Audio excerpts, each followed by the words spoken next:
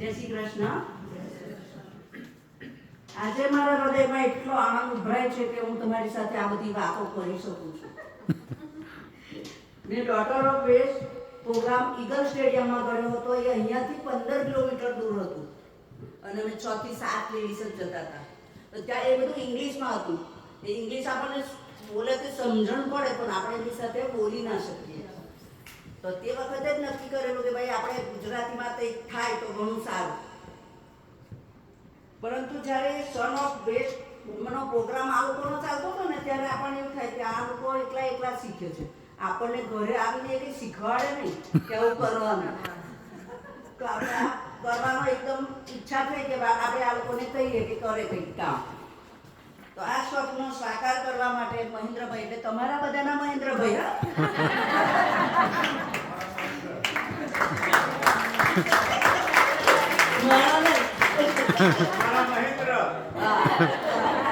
બોલી નથી અત્યાર સુધી.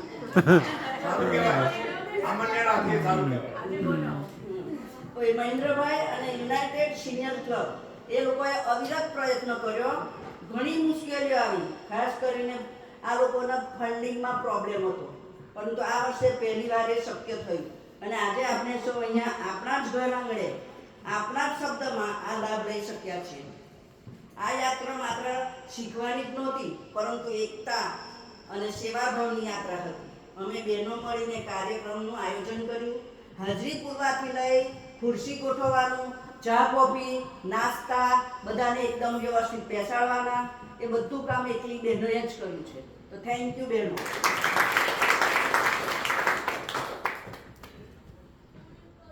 પછી આપણે તહેવારોની પણ ઉજવણી કરી. આપણા બધા તહેવારો ઉજવા એ આપણને બહુ સરસ લાગે કે આપણે આપણા પોતાના તહેવારો કરીએ.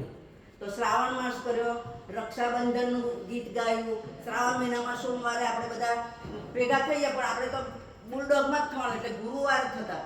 તો ગુરુવારે પણ આપણે ભજનને એવું તેવું કર્યું, શ્રાદ્ધનું કર્યું, નવરાત્રિ કરી. નવરાત્રિ આવે એટલે બધાના પગ નાચે, ગરબા કરવા. એ હર્ષ ઉલ્લાસથી આપણે ઉજવ્યો.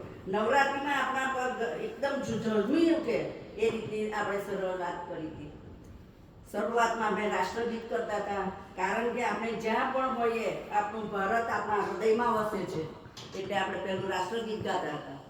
આ કાર્યક્રમ અમે માત્ર શીખ્યા નથી પરંતુ જીવ્યા છીએ. એકબીજાના સુખ દુઃખને આપણે કોઈ હોય તો એના માટે આપણે પ્રાર્થના કરી છે. કોઈ એક્સપાયર થઈ ગયો હોય તો એને શ્રદ્ધાંજલિ આપી છે. જ્યારે બધા અહીંયા હતા અને કોઈ જતું હતું ઇન્ડિયા જવાના ત્યારથી આપણે વિદાય આપી છે. તો આ બધું આપણે એકદમ સરસ રીતે કાર્ય કર્યું છે. અમારું વેસ્ટ ગ્રુપ વોટ્સએપ ગ્રુપ આ સફરનું હૃદય બની ગયું છે.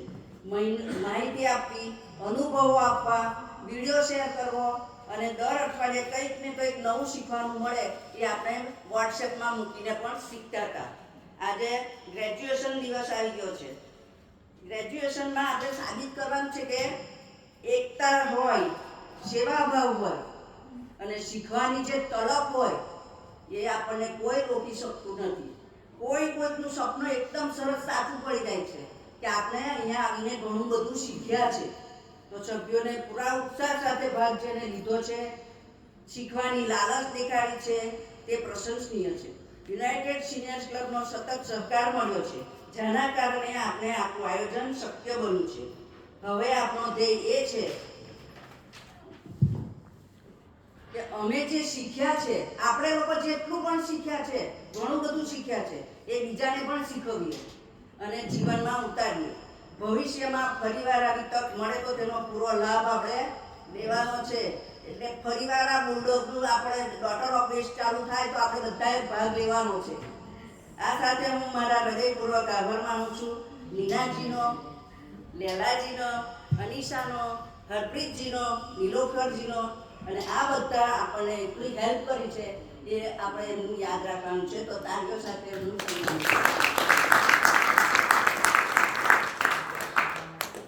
યુનાઇટેડ સિનિયર્સ ક્લબની તમામ સભ્યો અને ખાસ કરીને લેડીઝ બધા આપણે જે 5 ક્લબની લેડીઝ બધી ભેગી થઈ હતી એ બધાનો થેન્ક યુ.